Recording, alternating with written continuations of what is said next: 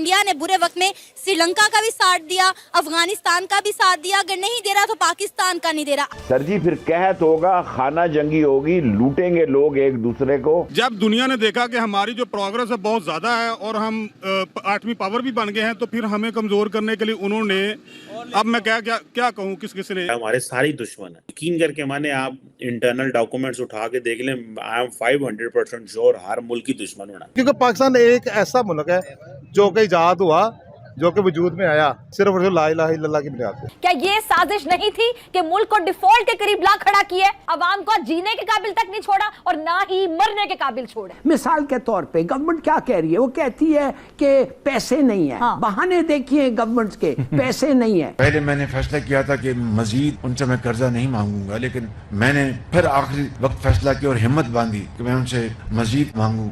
तो मैंने कहा कि जनाब मेरे आप बड़े भाई हैं और मुझे बड़ी शर्म आ रही है, लेकिन मजबूरी है, हमारे मामलात जो माली मामलात जो हैं आप जानते हैं, आप मुझे $1 अरब और दे दें। सर इंडिया से अलग इसलिए हुए थे कि डेवलप हो सके। इंडिया कहता है कि संभाला नहीं जा रहा तो वापस दे। इंडिया इकोनॉमिक सुपर पावर बन चुका है और ये मैं नहीं कह रहा, ये कहा है यूके के फाइनेंस मिनिस्टर ने। से जाना बाप बाप रहेगा, बेटा बाप नहीं बन सकता, बन सकता है अपने बच्चे का। इंडिया ने बुरे वक्त में श्रीलंका का भी साथ दिया, अफगानिस्तान का भी साथ दिया, अगर नहीं दे रहा तो पाकिस्तान का नहीं दे रहा। सर जी फिर कहत होगा, खाना जंगी होगी, लूटेंगे लोग एक दूसरे को, फिर यहाँ प्रोग्राम नहीं होंगे, फिर धै पटास होगी, जोडो कराटे होंगे, बैंकॉक के शोले और बगदाद की रातें होंगी।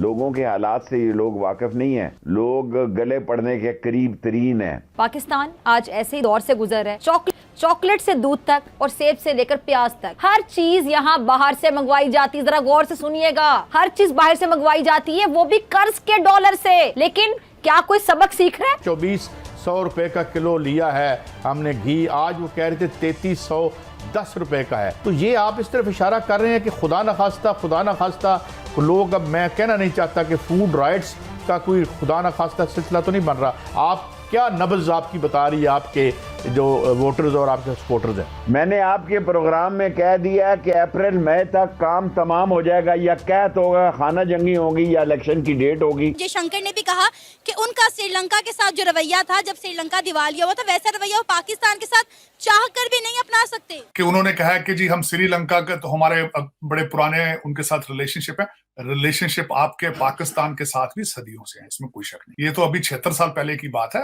हम एक ही लोग थे। हमारा आपका डीएनए उनके, अगर आपका डीएनए उनके साथ भी मिलता है, हमारे साथ भी मिलता है, इसमें कोई शक नहीं। इसमें खाना पीना सोचें हर चीज एक है। ये आप बिल्कुल ये नहीं कह सकते कि श्रीलंका ने, आप श्रीलंका के आपके साथ मुमासलत है, मिलती है, तो पाकिस्तान के साथ नहीं मिलती। हाँ ये जरूर है, दोनों साइडों ने 76 साल के ऊपर इन नफरतों के ऊपर कारोबार, इसमें कोई शक। डिवीजन जो हुई थी उस पे भी जो 2 नेशन थ्योरी थी उसके बारे में भी मिली जुली राय है, कुछ ठीक है कुछ गलत है। लेकिन मैं ये इससे डिसएग्री करूंगा कि जयशंकर साहब आप श्रीलंका को करेंगे। और दूसरा, श्रीलंका के साथ हमारा डिफरेंस सिर्फ इतना है कि श्रीलंका की आबादी हमसे बहुत कम है, उनका रेट ऑफ लिटरेसी बहुत ज्यादा है हम लोगों से। डॉक्टर जयशंकर साहब मैं समझता हूँ is a very visionary person, is a very पढ़े लिखे इंसान है। कि डॉक्टर साहब देखें, आप इस वक्त रीजनल पावर बनने की कोशिश भी कर रहे हैं, कई चीजें आपने अचीव भी कर ली, G20 भी आपके पास है, SCO की भी आपके पास है, you are moving towards the permanent seat in United Nations Security council.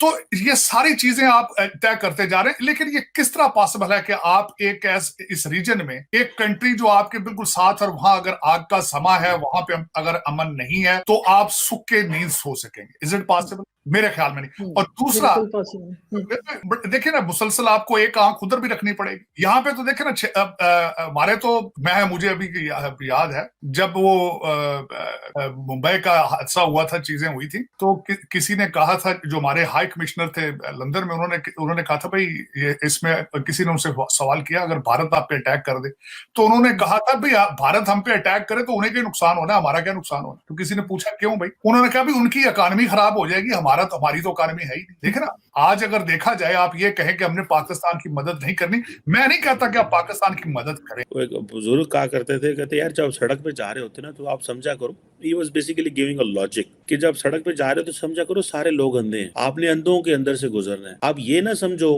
कि मुझे अगला बंदा बचाएगा, आपने खुद बचना है। सो आप जब गाड़ी चला रहे हो, साइकिल पे हो, पैदल चल रहे हो, तो आपने अपने आप को गाड़ी, मोटरसाइकिल, बाकी लोगों से बचाना है। आप दूसरों पे नहीं छोड़ सकते कि वो आपको बचाएंगे। तो ये जो माइंडसेट है, इससे बाहर निकलने की जरूरत है। हमें ही होता है कि सानू दूसरे बचाना। जब दुनिया ने देखा कि हमारी जो प्रोग्रेस है बहुत ज्यादा है और हम 8वीं पावर भी बन गए हैं, तो फिर हमें कमजोर करने के लिए उन्होंने, अब मैं क्या कहूँ, किस ने हमारे सारे दुश्मन है। यकीन करके माने, आप इंटरनल डॉक्यूमेंट्स उठा के देख लें, आई एम 500% श्योर हर मुल्क की दुश्मन होना। क्योंकि पाकिस्तान एक ऐसा मुल्क है जो कि इजाद हुआ, जो कि वजूद में आया सिर्फ और सिर्फ ला इलाहा इल्लल्लाह की बुनियाद पे। और मैं आपको बताऊं, जिन्ना ऐसा देखो, ये पूरा ना मुल्क कैसे बना है, मैं आपको छोटा सा एग्जांपल दे दूं, फिर मैं अगली न्यूज में आऊंगा।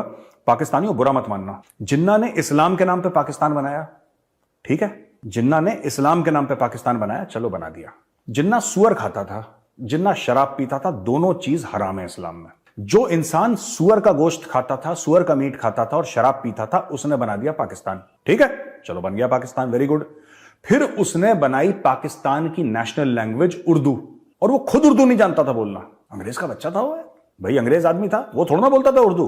तो ना वो इस्लाम को मानता, ना वो नमाज पढ़ता, सुअर का गोश्त वो खाता, शराब वो पीता, उसने बना दिया पाकिस्तान इस्लाम के नाम पे। खुद उर्दू नहीं जानता, उसने बोला कल से तुम सब उर्दू बोलोगे। जब ऐसे दोगलेपन में कोई मुल्क जन्म ले, और जिसका फादर ऑफ द नेशन, मैं अपनी बात नहीं कर रहा, काफी पाकिस्तानी कहते हैं कि हम आपको बाबा कौम मानते हैं पाकिस्तान का, मैं उनके लिए बात नहीं कर रहा, ऐसी बात नहीं है, आपने जो इज्जत दी उसके लिए बहुत बहुत शुक्रिया, लेकिन I don't want to become बाबा कौम ऑफ पाकिस्तान। हम बात कर रहे थे जिन्ना की। और जिन्ना यार, जिन्ना, मुझे एक बात बताओ, जिन्ना ने खुद बोल बोल के मैं वो पाकिस्तान इस्लाम के नाम पे, और सारे फ्रॉड उसने करे।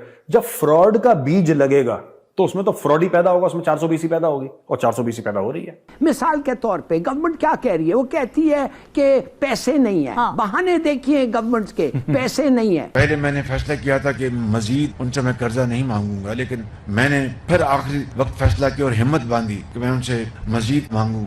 तो मैंने कहा कि जनाब, मेरे आप बड़े भाई हैं और मुझे बड़ी शर्म आ रही, लेकिन मजबूरी है, हमारे मामलात, जो माली मामलात जो हैं, आप जानते हैं, आप मुझे $1 अरब और दे दें।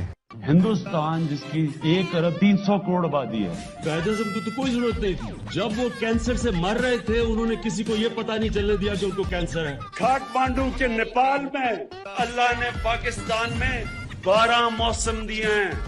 1600, 180 औसत आमदनी थी। On the border region of Germany and Japan they had joint industries. मैं भी ये समझता हूँ कि जो अल्लाह ने 1,40,000 पैगंबर भेजे थे दुनिया में, 95 और 92 के बीच में 7 सालों में सिखों का मक्का और मदीना पाकिस्तान में है। जब पाकिस्तान बना है तो इसकी आबादी 40 करोड़। अब मेहरबानी करें कि जाएं और शेर के ऊपर मोहर लगाएं।